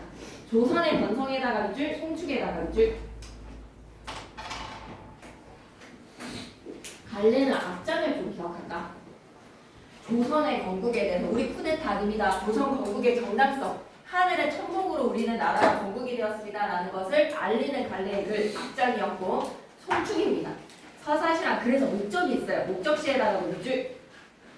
예찬적, 설득적, 조선 건국의 정당성과 후대왕에 대한 관계, 후대왕에 대한 관계에다가 밑줄 125장이라고 좀 적어줘. 125장의 후대왕에 대한 관계 내용이 나와. 여러분들은 본문에서 후대왕에 대한 관계 내용이 없는데라고 생각하실까봐 후대왕에 대한 관계는 야 태강왕 보살을 들면서 태강왕처럼 불상만 믿고 띵까띵까 사냥만 하고 살래? 경청급진 해야 된다 라는 거에서 후대왕에 대한 관계 125장. 훈민정음으로 기록된 최초의 문헌입니다. 훈민정음으로 기록된 최초의 장편 영웅 서사시로 영웅 이야기의 일반적인 서사 단계와 같은 전형성을 지니고 있다. 15세기 당시 국어의 모습을 보여주는 연구 자료로서 큰 가치를 지니고 있는데 둘 다 15세기 국어이기는 한데 이거 하나 기억해줘. 1447년에 훈민정음 창제 직후하면 용비어천가 1459년에 10년 뒤에서의 모습을 보여주는 세종어제 훈민정음 어디에서 큰 차이점을 보인다? 종성부용 토성과 팔금성에서 차이점이 있어. 종성 표기에서 차이점이 있다는 거. 왜냐? 207페이지 중세국어의 특징에 좀 언급이 되거든. 들어가 볼게. 의문에서 현대국어에 쓰이지 않는 순경은 비읍, 반치음, 예디음, 여리음 여기에서 28자에 속하지 않는 것은 순경은 비읍은 연서글자 세로로 이어쓰기 해서 연서글자이기 때문에 28자에는 속하지 않아. 아레아가 존재를 했습니다. 아레아는 단모음에 포함이 되죠. 어두장군이 있었군요. 음절 첫마리에 둘 이상의 장이 오는 어두장군이 존재를 했는데 점차 된소리로 통일이 된다. 근데 그드의 음가가 있었어 없었어? 비읍으로 시작하는 어두장군은 다 각각 음가가 있었습니다. 그래서 으뜨라고 발음하셔야 됩니다. 으스메라고 발음하셔야 됩니다. 하지만 시옷으로 시작하는 어두장군은 우리 짐이 뭐라고 읽을 거예요? 쓰꾸가 아니라 뭐라고 읽을 거예요? 시옷은 된소리 표기지 음가가 있지 않았어. 시옷은 음가가 없었다는 걸 좀 기억해서 알았지? 시옷은 음가가 없었다. 아 이거 좀 외워야 될 것 같지 않아? 이런 게 단모음에서 이, 으, 아, 어, 오, 우, 아리야. 그런데 현대국어에서 에의 외위가 이중모음이 아니라 현대는 단모음이야. 그래서 여러분이 시험 칠 때 이게 좀 헷갈릴 수도 있을 것 같지 않습니까? 이중모음의 에의 외위에다가 한줄 쭉 끄시고 이게 좀 시험에 나올 것 같아. 3번에다가 별표 3개.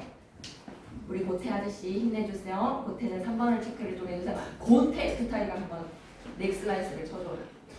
3번에는 크게 별표 하나 치시고 좀 헷갈릴 것 같지 않아요? 왜냐면 단모음이거든요. 현대국어에서는 단모음이기 때문에 에의 외위가 여러분이 단모음이라고 착각을 하실 수도 있을 것 같습니다. 단모음 몇 개죠? 7개예요. 이, 으, 아, 어, 오, 우, 아리야. 근데 현대국어는 지금 단모음 10개거든요. 이거 제발 좀 외워주세요. 알았죠? 꼭 외우셔야 됩니다. 이, 으, 아, 어, 오, 우, 아리아가 단모음, 에의 외위가 이중모음이었다는 거 진짜 꼭 외우시다. 근데 현대국어가 에의 외위가 현대국어에서는 단모음이 되고 아리아는 표시 문자잖아요. 아저씨 이걸 외워줘. 이걸 외워줘. 모음조와 양성은 양성끼리, 음성은 음성끼리, 그리고 성조는 소리의 길이가 아니라 소리의 높낮이였다. 소리의 길이가 아니라 뭐다? 소리의 높낮이에다가 이제 구기음한 구트가 지트로 바뀌어지는 거 일어나지 않았고 분법식 한자에서 단어의 첫머리에 리냐라는 이거 없는 린이 탈락이 되는데 적용이 되지 않았고 원수모음악 으그프라는 입술 소리에 으가 왔을 때 으가 우로 바뀌는 현상이 일어나지 않았다. 된소리는 고대국어에서 보이지 않던 된소리가 발달하기 시작했던 중세국어입니다. 고대국어에서는 된소리가 보였다 보이지 않았다? 보이지 않았어. 이거 꼭 기억했으면 좋겠어. 이어지던 된소리가 더욱더 활발히 쓰였다라고 하는 땡이야. 보이지 않던 된소리가 생기기 시작한 거야. 미주. 고대국어에서는 보이지 않던에다가 미주를 한번 꺼주시고 이런 거 좀 잘 체크하셨으면 좋겠어요. 다라미니아였는데 따라미니아가 된 거야. 다라미니아였는데 보이지 않던 된소리가 쓰이기 시작한 게 중세국어입니다.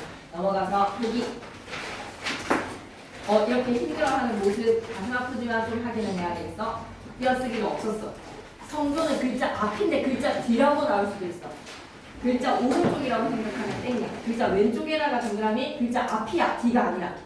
성조는 앞에 점을 찍는 거야. 글자 왼쪽에다가 동그라미 앞이야. 앞. 점을 찍어서 음의 높낮이를 나타냈어. 하나도 없어. 평성.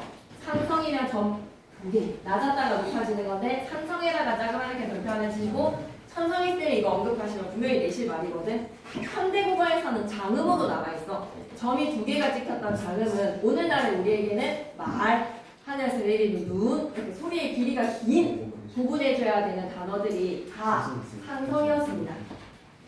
그럼 뭘까요? 소리의 길이로 얘네들은 장음으로 남아있습니다. 현대국어에서 소리의 길이 장음으로 남아있다. 기억해 주시고 점 하나는 높은 소리, 경상도 사투리에는 남아있습니다. 이 점의 개수랑 상관없이 종성 자리에 그드 브스가 오면 초급하게 끝을 내주는 입성을 살려주세요. 각, 삭 하고 초급하게 끝내주셔야 되겠습니다. 평성, 상성, 거성, 입성은 소리의 높낮이는 길이가 아니다. 점이 2개가 찍혔던 상성은 현대국어의 장음으로 남아있는 단어들이다. 표기의 변화, 훈민정음 창제 초기에는 이어적기에다가 밑줄 근데 16세기 이후부터는 끊어적기도 활용해서 쓰이면서 거듭적기라는 가도기적 표기도 나오기 시작했습니다. 받침 표기에다 별표. 이게 진짜 내시면 너무 좋을 텐데. 받침 표기에 훈민정음 창제 초기 1447년에 용비어 총괄을 보니까 곧교코 했을 때 곳에 지읒이 왔거든. 종성부용 초성이었던 거야. 종성부용 초성에다가 밑줄. 그런데 1459년으로 한 10년 지나고 나니까 사마띠 아니할세에서 기본형의 치읓이 아닌 시옷을 쓰고 있다는 즉슨 바바바밤 활종성이라는 거야. 활종성이라는 줄. 활종성이 뭐야? 라고 하면 종성 자리에 초성이 나오지는 말고 발음할 수 있는 것들만 표기하자.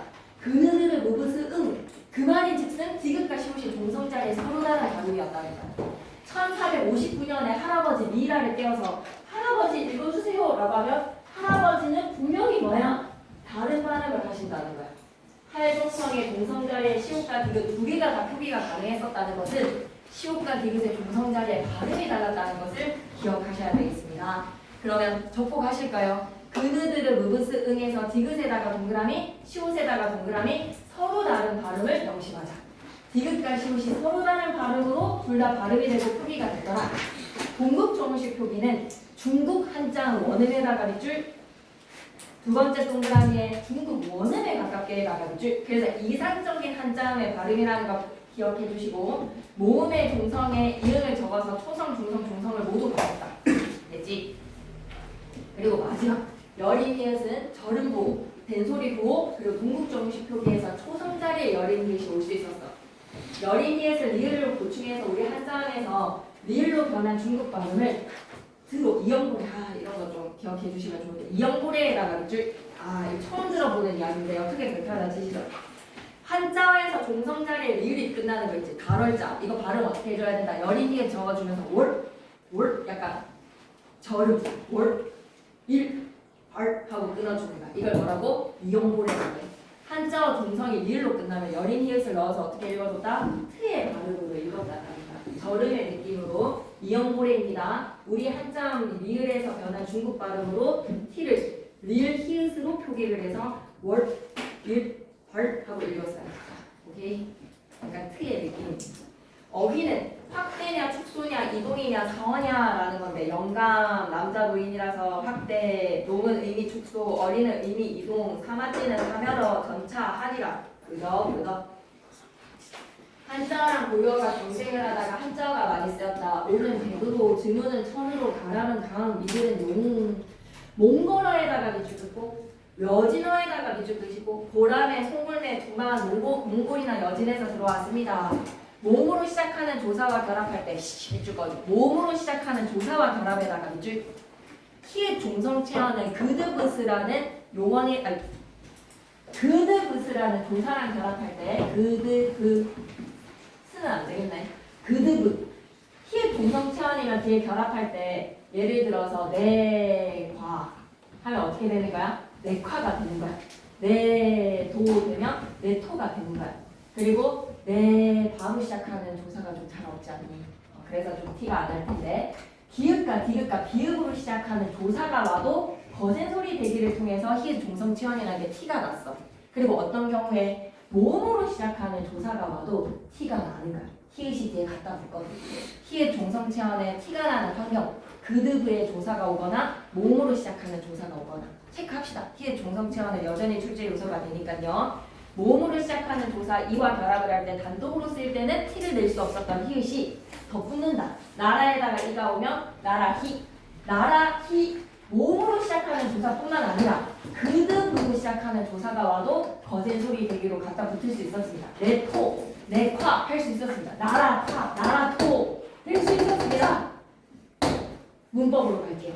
주격조사 가가 없었다. 이쪽이자 주격조사 가지 아직 나타나지 않았음에다가 이쪽 자음으로 끝나면 이 짝짓가. 그래서 그것 좀 세종과정 힘민정 진짜 너무 아까웠던 것 같아.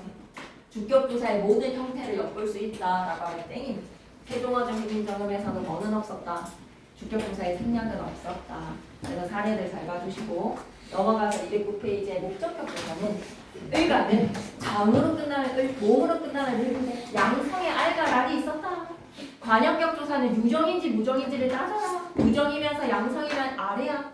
유정이면서 음성이면 의, 무정이면서 존칭이면 시옷. 그리고 부사격 조사의 인데 난 좀 몰래 찝찝하네.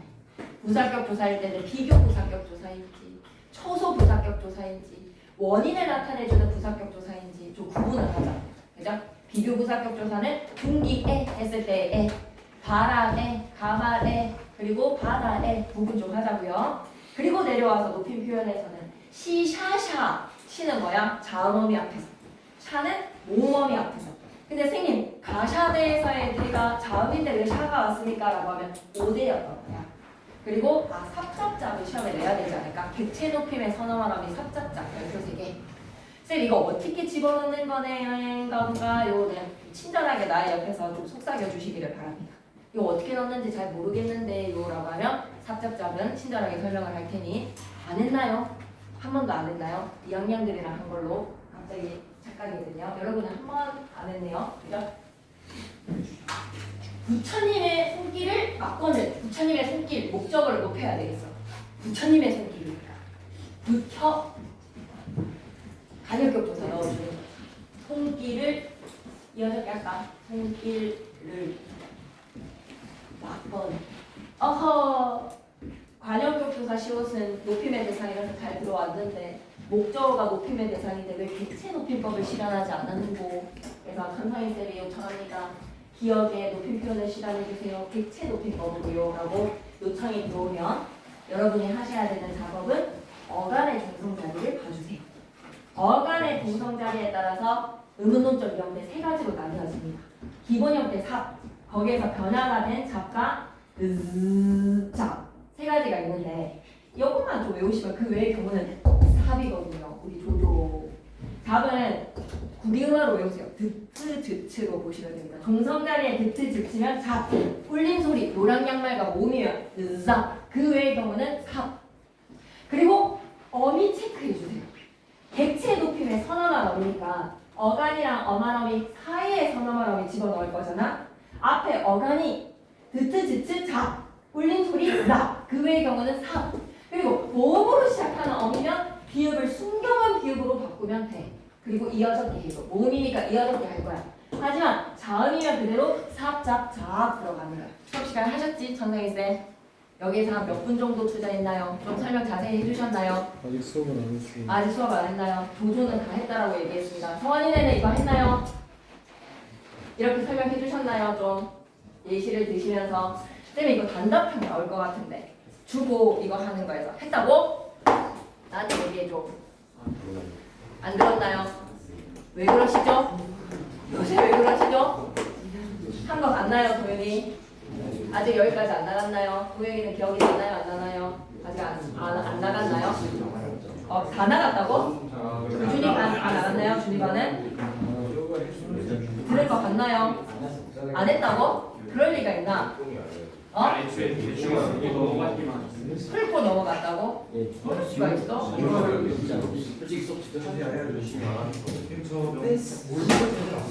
설명 제대로 안 하셨어요? 범인은 하실 것 같은데 왜 요새 말을 잘 안 듣나? 선생님이 화가 나셨나?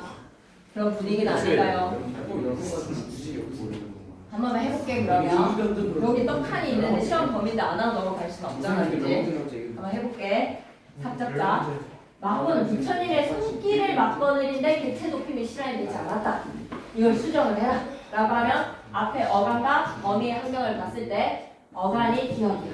드트 울림소리 노랑 양말과 몸 울림소리 아니면 삽이다. 그래서 막사건을 3만 딱 집어 넣으시면 됩니다.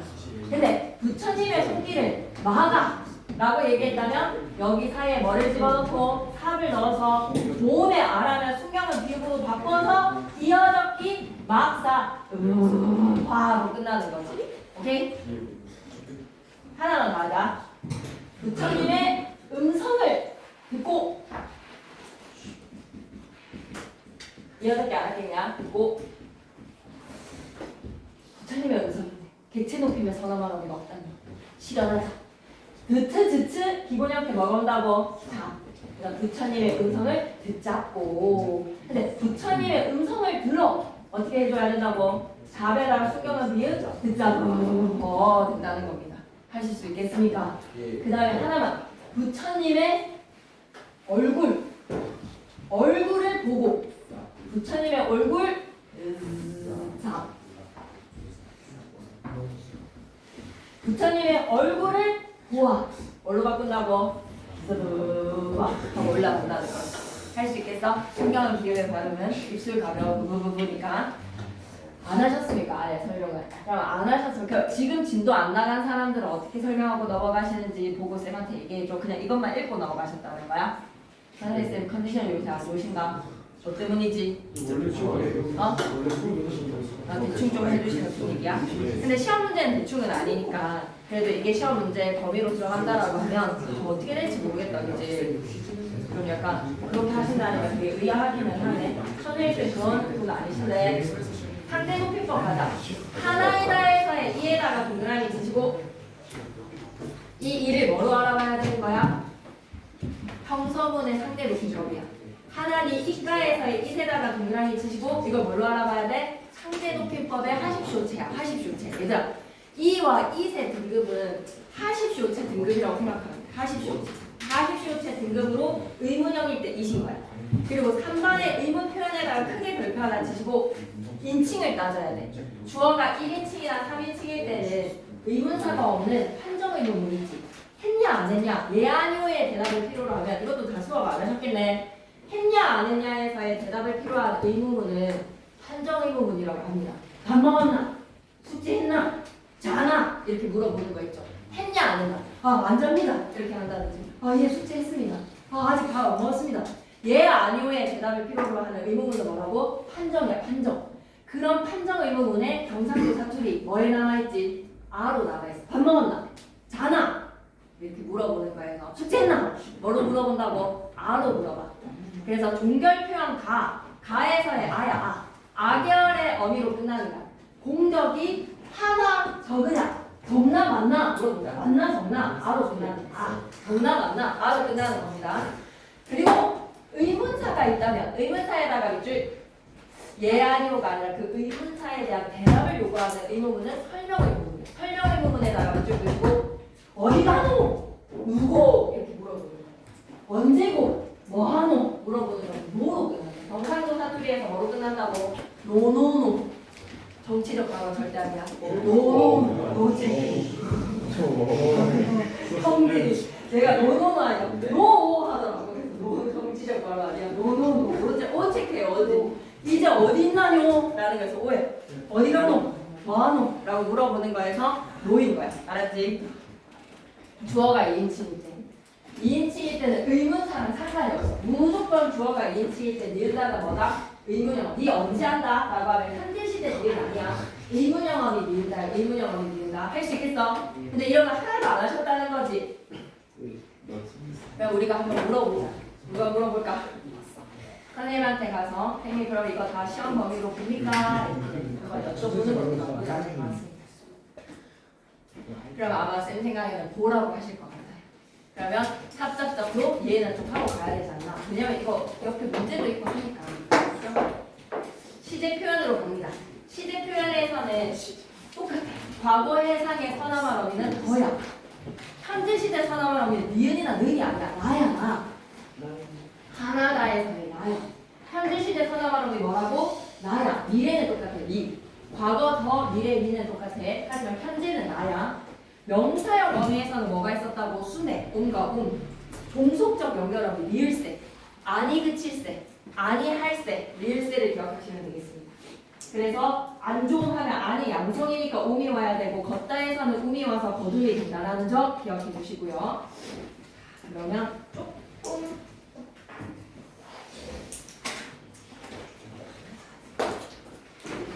힘들어도 기한 발걸음 했기에 시간 다 하겠습니다. 그러니까 문법 요소 부분도 다 문제를 푸시면서 쌤이랑 해달라고요. 문제 푸시면서 이거 깨끗한 거 받고 싶으면 쌤 저 이거 한 번 더 보고 풀고 싶어요 라고 하면 쌤이 좀 다 지원한 하나 그 학생용을 만들어 놨거든요. 그래서 민영이 오늘 받아가는데 여러분도 더 받아가고 싶은 사람은 좀 받아가시는 걸로 해서 이 부분은 좀 깨끗하게 한번 다 풀어보는 게 처음부터 끝까지. 그리고 기본 고고를 넘어서는 문제가 안 나올 것 같으니까 기본 고고에다가 이 고고에서 나온 2학년들이 푸는 문법 교재가 있거든. 고고까지 딱 푸시면 딱 완벽할 것 같아요. 더 바퀴 문제를 많이 풀고 하지 마시고 골고루 많이 풀고.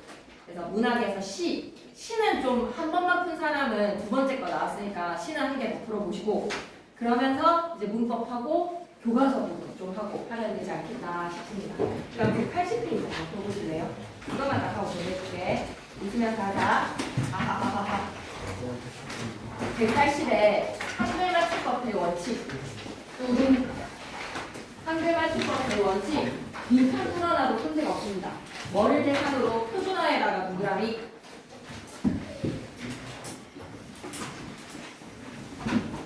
소리대로 바로 소음주의. 어법에 맞도록에다 바로 포의주의. 소음주의랑 포의주의. 바다랑 나무랑 가을은 소리나는 대로 표현주의. 꽃이랑 꽃나무랑 꽃다발은 형태소를 밝혀서 적어야 되는 형태소의 본 모양을 밝혀내다가 밑줄 표의주의. 핵심으로 갑니다. 소리에 가는 거. 제5항 나와야 되지 않나요? 교과서에서도 나오는데 한 단어 안에서 뚜렷한 까닭 없이 나는 소리. 뚜렷한 까닭에다가 밑줄 한번 꺼주시고 이거 뭐라고 얘기했지? 된소리 대기 24항부터 27항이 뚜렷한 까닭이 있는 된소리 대기야. 거기에 해당하는 된소리를 적으면 안 돼. 근데 뚜렷한 까닭 23부터 27항에 해당이 되지 않는 된소리라면 된소리로 적어야지 사람들이 된소리로 발음을 한다는 게 그게 첫 번째 하니까 몸사이에서 나는 된소리는 소적세라고 여러분이 적으시면 소적세라고 있습니다. 그러니까 소적세라고 적고 어깨에 아니라 어깨에 기쁘다 깨끗하다 가끔 어찌 부사용에서의 다른 사례들은 전부 다 이게 5항의 표준 맞춤법에 들어있는 예시들이니까 이 예시들만 우리가 잘 보면 되지 않을까? 어깨 으뜸 아끼다 왔다 어려워야 노랑 양말 울림소리 받침대에서 나는 된소리는 된소리를 적어라. 상드시 안에 상득 잔뜩 단폭 살짝 훨씬 몽땅 엉뚱 다만에다가 대목 그브 받침대에서 나는 된소리에다가 밑줄 그시고 24방이라고 적어. 그브 받침대에서 나는 된소리 맞춤법 24방이야. 얘네들은 절대로 된소리로 적지 마. 국수고 깍두기고 싹두기고 뻑석이고 갑자기고 몹시 안 적어도 사람들은 된소리로 발음을 하니까. 근데 가로로 묶어. 같은 음절이나 비슷한 음절이 겹쳐나는 경우에다 가로로 묶으시고 살을 얘기해주세요. 짭짤하다. 그리고 또 씁쓸하다. 그지? 그브 받침대에서 나는 된소리에서 비슷한 음절이 겹쳐나는 경우 짭짤. 왜? 찌찌라서 그 뒤에서 된소리로 적어야 돼. 그리고 쓰쓰라서 된소리로 적어야 돼. 쓱싹, 뚝딱 다 비슷한 음절이 겹쳐나면 된소리로 적어야 돼. 씁쓸, 짭짭, 짭짤, 씁쓸. 오케이? 네. 다 됐지? 그 다음에 국외음화로 가자. 제6항. 드트 받침 뒤에 종속적 관계를 가진 이나 희가 올 적에는 그트가 드트로 소리가 나더라도 드트로 적는다. 괜찮습니까? 여기까지. 네, 국외음화를 누가 소리 나는 대로 적냐. 해마지 하지 말고 해 맞다에다가 접사 이. 해도지라고 적지 말고 해 돋다에다가 접사 이. 두먹지. 한자음 연요윤이가 단어 첫 마리 올 적에는 두먹직에 따라서 요요유로 적는다. 기억나십니까? 한자음이었던 거 한 번 더 체크해 주시고요. 그리고 181페이지. 근데 단어 첫 마리가 아니면 어디까지나 두먹직이기 때문에 보는 대로 적어도 돼. 연항할 때는 연항이었지만 남녀. 요도 할 때는 요자이지만 당뇨할 때는 요로 적어야 돼. 무대할 때는 유로 적어도 되지만 결류일 때는 유인 거야. 익명할 때는 익자이지만 은닉할 때는 닉으로 적어도 되는 거야. 괜찮니? 그리고 붙임이도 중요해. 접두사처럼 쓰이는 한자어에다가 밑줄, 합성어에다가 밑줄. 신 여성하면 신 얼마든지 떨어져 나갈 수 있잖아. 신이 떨어져 나가서 여성이 딱 되니까 신이 떨어져 나갔다고 생각하고 두먹직 여성입니다. 구 얼마든지 떨어질 수 있으니까. 공 얼마든지 떨어져 나갈 수 있으니까 연불이라고 적어. 그냥 연불. 남존 여비 남존 얼마든지 떨어져 나갈 수 있으니까 여비라고 적잖아. 그리고 제12랑 야려려려 유리가 단어 첫 마리에 올 적에는 분법칙에 따라서 야려려려 유리로 적는다. 양심이 아니라 양심, 역사가 아니라 역사, 유행이 아니라 유행.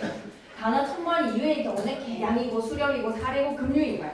여기에서 쌤은 쌍용과 와룡을 체크하고 싶어. 쌍용에다가 동그라미, 와룡에다가 동그라미, 다만에다가 별표세. 시험에 나와. 모음이나 니은 받침대의 멸과 율은 연류로 적는 거야. 이거 시험에 나올 거야. 그리고 12항에서 똑같이 나레로레 루르는 탈락이 아니라 교체를 시켜서 나네노네 눈으로 적는 거야. 괜찮지? 예. 단어 첫 마리 이외에는 보는 대로 적으셔도 됩니다. 해락과 극락과 거래와 왕래 보호 연로가 되는데 그럼 경로당은 어떻게 적어야 돼? 경로당? 경로당이야 경로당이야? 두 번째 음절이니까 경로당이 되겠죠. 뭐로 적으셔도 됩니다. 겹쳐서 나는 소리. 한 단어 안에서 같은 음절이나 비슷한 음절이 겹쳐나는 부분은 같은 글자로 적는다. 아까 뭐가 있었죠? 짭짤하다, 씁쓸하다, 뚝딱뚝딱, 꼿꼿하다. 오케이, 쓱싹쓱싹, 씁쓸하다, 짭짤하다. 좋습니다. 형태에 관한 거.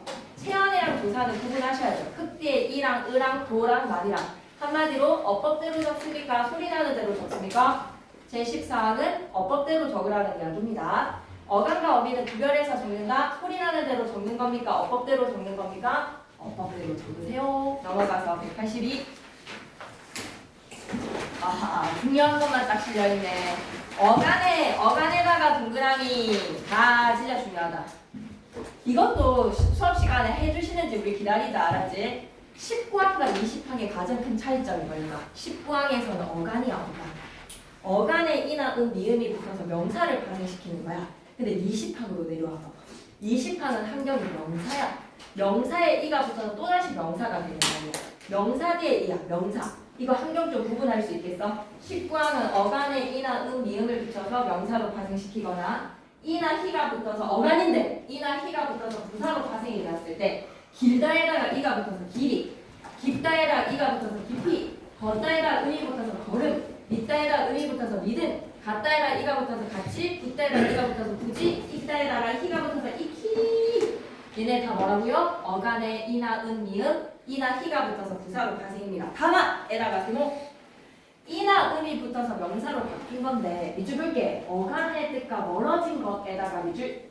국돌이는 뭐다하기 뭐였을까? 추측해. 국돌이는 뭐다하기 뭐였을까? 어간이 뭐였을까? 국돌이에서의 어간은 생각해주세요. 이만 빼시면 되겠습니다. 접사 이만 빼시면 국돌다라기 이었겠죠. 국돌 플러스 이. 근데 국돌이가 돌다라는 의미가 사라졌어. 그러면 소리 나는 대로 적는 거야. 국돌이. 할 수 있겠니? 목걸이 생각해봐봐. 목걸 플러스 이었어. 근데 걸다라는 의미가 아니고 목이 퉁퉁 부은 병이야. 그럴 때 뭐라고? 소리 나는 대로 적어. 목걸이. 코끼리는 코낄 더하기 이었겠지. 걸다 더하기 의미였겠지. 놀다 더하기 의미였겠지. 근데 노름에서는 놀다의 플레이의 의미가 사라졌어. 그러면 어떻게 한다고? 소리 나는 대로 적는 거야. 할 수 있겠어? 오케이. 붙임 한 번만 별표 쳐줘. 어간의 이나 이외의 모음으로 시작된 전미사. 이쪽이잖아. 이나 이외의 모음으로 시작된 전미사에다가 이쪽 얘들아. 명사를 파생시켜주는 인사 전미사에는 이나 이나 미음인 거야. 이나 미음이 붙어서 인사 전미사라서 누구든지 다 명사로 파생시켰다라는 거 알아볼 수 있어서 어법대로 적지만 이나 미음 이외의 모음으로 시작되는 전미사들은 아싸야. 별로 안 궁금해. 안 궁금한 아싸 전미사니까 소리나는 대로 적는 거야. 뭐다하기 뭐였을까? 까마귀는 까막다에다 위인 거야. 까마귀 위. 안 궁금해. 넘어는 뭐다하기 뭘까? 넘다라는 동사 뒤에 어야. 안 궁금해. 마개는 뭘까? 다니러가 아니야. 마개는 다니러가 아니라 막다에다가 애야. 무덤은 뭘까? 묻다라기 엄이야. 접사 안 궁금해. 너무는 뭘까? 넘다하기 우야. 자주는 뭘까? 잣다의 지읒에다가 우야. 비로소는 비롯다라기 오야. 안 궁금한 이나 미음은 소리나대로 적으시면 됩니다. 그러니 여기가 알고 싶은 거는 마개. 마개를 뭐라고 생각하지 마라. 단일어라고 생각하지 말고 마개는 막다에다가 접사 애가 더해진 거라는 건 알아두세요. 괜찮나요? 20번 갑니다. 명사 뒤에 이가 붙어서 제가 이렇게 명사의 원형을 갖지마. 곧 동그라미 치시고 어간이 아니야. 곧은 명사야. 명사 곧 더하기 명사 곧 더하기 낫은 낫게의 명사야. 명사 더하기 명사 못 명사야. 바둑 명사야. 산발이 다리 3개 산발 발 명사야. 거기다가 이가 더해지면 어법대로 적어. 붙임 이 이외의 모음으로 시작된 전미사에다가 밑줄 그시고 이 이외의 모음으로 시작된 전미사에다가 밑줄. 아싸 전미사야. 그럼 안 궁금해. 그냥 소리 나는 대로 적는 거야. 올 더하기 악선이야 얘들아. 오락선이 밑에다가 올 적어줘. 올이라는 명사 뒤에 악선이. 끄트머리 뭐였을까? 끝 더하기 머리야. 끝 더하기 음머리였겠지. 음머리. 끝 더하기 음머리. 바가지는 뭘까? 박 더하기 아지. 이파리는 뭘까? 입 더하기 아리. 지붕은 뭘까? 집 더하기 웅. 지푸라기는 뭘까? 집 더하기 우라기인 거지. 아싸 정리사라서 소리 나는 대로 적은 겁니다. 25항은 교과서에 있어요. 하다가 붙는 어근에다가 밑줄. 하다가 붙는 어근에 이나 희가 붙어서 부사가 됐다면 원형을 밝혀줘. 부사에 이가 붙어서 또 부사가 되었다면 어근을 밝혀줘. 급하다의 급히, 꾸준하다의 딱하다, 어렴풋하다. 곰곰이에서는 곰곰은 접사야. 그 부사에다가 이가 더해진 거 더욱 부사. 생긋하다 돼 있고 일찍은 부사. 28을 가겠습니다. 합성어미 접두사가 붙은 말 이것까지 딱 하고 보내줄게요. 끝소리가 리을이 말과 딴말이 어울릴 적에 리을의 소리가 나지 않으면 소리가 나지 않는 대로 탈락시키면 돼. 달과 더하기 달이라면 다달이, 딸이, 밤이지, 나다지. 29항. 끝소리 리을이 말과 딴말이 어릴 적에 리을 소리가 디귿 소리로 난다면 디귿으로 적어라. 사흘날, 섣달, 숟가락, 이튿날. 한 술, 두 술 할 때 술이었는데 가락이랑 더해지면서 숟가락이 된 겁니다. 숟가락 체크. 그 다음에 넘어가서 183페이지. 30항 이번 시험에서 안 나오면 30항 틀린 사람은 2등급 좀 힘들지 않을까. 30항은 맞아. 425시다. 소느리말로 된 합성어. 반말은 모음으로 끝나면서 뒷말의 예사소리가 된 소리로 발음이 난다면 쌤이 한자어는 다 바꿔 놓을게요. 된 소리로 발음이 나면 사이시옷을 넣어주세요. 니은 미음 앞에서 니은 소리가 더 난다면 사이시옷을 넣어주세요. 모음과 모음 사이에 니은 니은 소리가 더 난다면 사이시옷을 넣어주세요. 소느리말과 하나가 한자어라면 된 소리가 날 땐 사이시옷을 넣어주세요. 니은 미음 앞에서 니은 소리가 더 나면 사이시옷을 넣어주세요. 모음과 모음 사이에 니은 니은이 더 난다면 사이시옷을 넣어주세요. 어떤 게 한자입니까? 라고 하면 가로 안에다가 프린트로 준비를 해놓을게요. 음절로 된 한자. 고간, 색방, 숫자, 작간, 대간, 횟수. 그래서 초점은 사이시옷 안 됩니다. 개수 사이시옷 안 됩니다. 도수, 초점, 개수 사이시옷 넣지 마세요. 띄어쓰기는 제41항 조사는 앞말에 찰싹 붙인다. 의존명사는 띄어써라. 단위를 나타내는 명사도 띄어씁니다. 순서를 나타내는 경우 숫자랑 어울려 쓰는 경우 붙여 쓰세요. 시험에 나오겠죠. 47항에다가 별표 3개. 상태들이 어떤지 나머지. 여기 오늘의 보람. 만복사 조폭이 하나 있다. 여인이 쓴 글과 이생의 기도. 두 사람의 만남의 계기를 제공을 하고 여인의 글에서는 여인의 내력, 정보를 제공을 한다. 삽입시는 없었어. 그래서 만복사 조폭이 오늘 뿌듯하게 하나 했고 그 다음에 삽접적 하실지 안 하실지 체크할 거야. 그리고 인칭에 따라서 의문사의 요구에 따라 판정 의문문, 설명 의문인데 공견어미가 달라져. 어디 가노? 라고 하면 어디 가는 의문사가 있을 때는 노노노.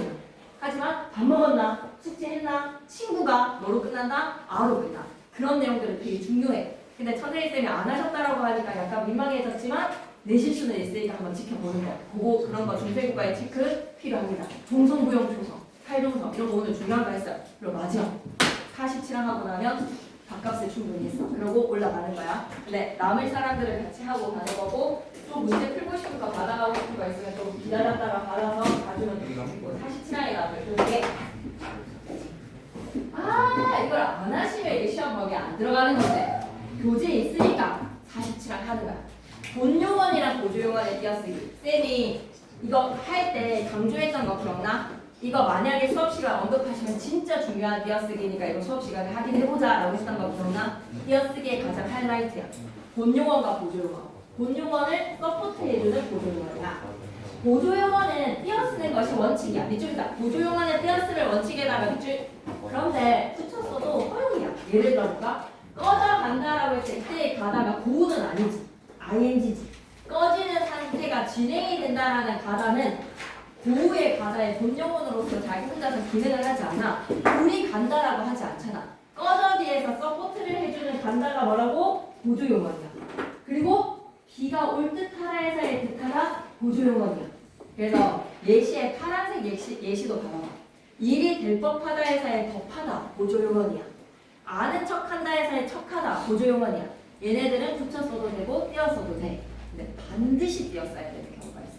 그 반드시 띄었어야 되는 세 가지의 경우가 시험에 나올 거야. 다만에다가 세모 번호 1 앞말에 조사가 붙거나에다가 번호 1 앞말이 합성용어에다 번호 2 중간에 조사가 들어갈 적에다가 번호 3 이 세 가지 경우일 때는 반드시 보조용어를 띄었어야 돼. 기억하셔야 돼요. 먹고 싶다. 먹다가 본용어 씹다가 보조용어. 붙여도 되고 띄어서도 되고 아무 상관이 없어. 근데 반드시 띄었어야 되는데 어떤 경우라고? 먹고도 싶은데 하는 순간 반드시 띄어야 돼. 앞말에 본용어 뒤에 뭐가 들어갈 경우 조사가 붙었으면 반드시 띄었어야 돼. 본용어과 보조용어 사이에 본용어 뒤에 뭐가 붙으면 조사가 붙으면 반드시 띄었습니다. 첫 번째 경우 괜찮습니까? 두 번째 합성용어. 앞말의 본용어니 합성용어냐. 예를 들어볼까? 내게 덤벼들어 보아라. 덤벼들어 밑에다가는 덤비다 플러스 들다가 좀 쪼개주겠니? 덤비다 플러스 들다. 앞말이 어근과 어근의 결합의 합성어면 본용어냐 보조용어는 반드시 띄었어야 돼. 너 내려가 버렸다. 너 내려가 버렸다. 예시 하나만 적어주겠니? 먹어버렸다. 보조용언이라서 붙여도 되고 띄었어도 되는 버리다야. 하지만 반드시 먹어버렸다라고 하면 먹어버리다 붙여도 되고 먹어버리다 띄어도 되고 상관없어. 본용어랑 보조용어 반드시 띄었어야 되는 것은 뭐라고? 떠내려가다 합성어야. 뜨다 내리다 가다 세 개의 어근이 더해졌어. 그럼 붙였다고 생각해봐봐. 너무 길잖아. 이럴 때는 반드시 띄었습니다. 뜨다 내리다 가다 합성어니까 괜찮니? 오케이. 뜨다 내리다 가다. 약간 전략까지는 지금 선생님이 안 하신 거는 안 해야지 열심히라고 생각하신다면 약간 좀 찝찝한 거야. 나도 그 전략에 대해서 그렇게 막 힘을 안 싣고 싶은 마음은 아니지만 그거는 할 게 많다면 근데 좀 불안해. 쌤이라면 해놓는 게 나을 거야. 떠내려가 버려다 띄었어야 되는 이유 뭐라고? 앞말이 뜨다 내리다 가다의 합성어면 반드시 띄었으는 겁니다. 하지만 먹어버리다 이럴 경우에는 상관없어요. 버리다가. 자 그럼 앞말에 조사가 붙는 거 책을 읽어보았다 하면 읽어보았다 붙여도 되고 띄어도 되는데 읽어보았다 하는 순간 반드시 띄우고 덤벼들어라고 하면 덤비다 플러스 들다니까 반드시 띄우고 쫓아내버렸다라고 할 때는 쫓아내다가 쫓다 내다잖아. 쫓다 내다 합성어잖아. 쫓다 하나 내다 하나니까 반드시 띄우는 거야. 괜찮니? 그 다음에 밑에 다시 없을 듯 하다라고 하면 다시라는 부사에다가 없다라는 또 단어의 합성어잖아. 다시 없다. 그러니까 올 듯도 하다. 올 듯도 하다에다가 별표하면 저가 올 듯 하다. 온 무조. 근데 얘가 올 듯도 하다가 되면 반드시 띄었어야 되고 이유가 뭔지 생각해봐. 올 듯도 하다를 띄었을 이유가 뭘까? 올 듯하다는 올 본 듯하다 보조원인데 올 듯도 하다. 얘는 어떤 이유에 해당할까? 중간의 조사야, 앞말의 조사야? 중간의 조사야. 앞말의 조사는 올 뒤에가 조사가 왔어야지. 본용어 뒤에 조사가 왔어야지 앞말의 조사지. 근데 얘는 듯하다라는 보조용어는 중간에 들어와서 다 찢어지는 거야. 올 띄우고 듯도 띄우고 하다도 찢어지는 거야. 괜찮니? 올 듯도 하다는 3번 이유야. 중간에 조사가 들어오면 올 듯도 하다는 올 띄우고 듣도 띄우고 하다가 되는 거지. 이번 시험에서는 띄어쓰기로 횟수 물어볼 것 같지 않아? 몇 번 띄었었는지 이게 겁나 막 사람이 바빠 죽겠어요. OMR도 해야 되고 바빠서 작업도 막 할 게 많은데 한 번, 두 번, 세 번, 네 번, 세다가 한 번은 또 실수가 나는 게 사람인지라 횟수 문제 띄어쓰기는 반드시 나올 것 같고 본용어이랑 보조용어 띄어쓰기 한 번이라도 다 언급하시면 이건 진짜 핵 중요한 방향입니다. 그러면 오늘은 여기까지. 옆에 있는 문제들은 다 꼼꼼하게 푸는 거예요. 16번 같은 거 있잖아요. 16번에서 띄어쓰기 이런 거 있잖아. 그걸 다 해서 3번에다가 별표 하나 쳐놓고 방학이 시작된 지로 벌써 일주일이 넘었다. 여기서 어디에 띄었습니까? 라고 물어보는 게 이런 거 쌤이랑 잘 꼼꼼하게 하는 거야. 고생이 많아. 그런데 쌤 생각에 이제 외박주 없지? 집에 안 가지 이제 토요일 3주 동안 집에 안 가는 거 맞지? 맞지? 이런데 막 집에 간다라고 하면